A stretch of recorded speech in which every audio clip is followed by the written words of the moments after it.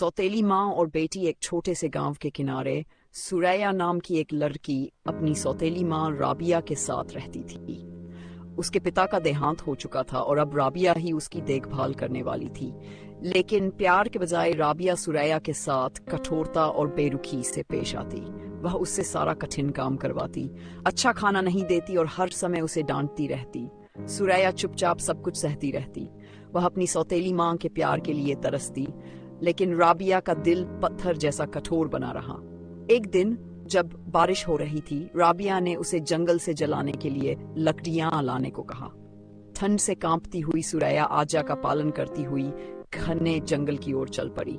जंगल में उसने सूखी लकड़ियां इकट्ठा करनी शुरू की, लेकिन अचानक उसका पैर फिसल गया और वह कीचड़ में गिर गई। उसके कपड़े गंदे हो गए, हाथ छिल गए और वह बेबस होकर रोने लगी।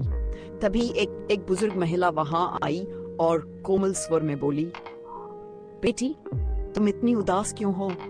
सुरैया ने उन्हें अपनी पूरी कहानी सुनाई। बुजुर्ग महिला मुस्कुराई और बोली, बेटी, जो धैर्य से सहते हैं उन्हें ईश्वर हमेशा इनाम देता है।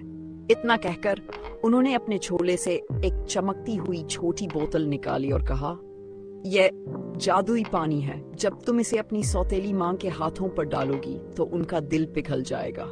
सुरैया खुशी खुशी बोतल लेकर घर लौटी।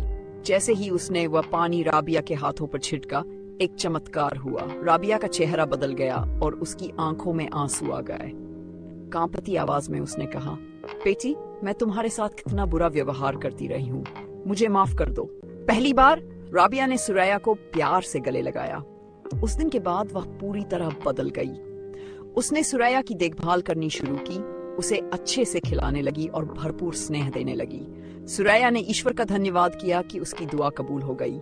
इस तरह सौतेली माँ और बेटी की कहानी कटुता से बदलकर प्रेम और अपनापन बन गई और उनका घर सच्चे सुख का स्थान बन गया।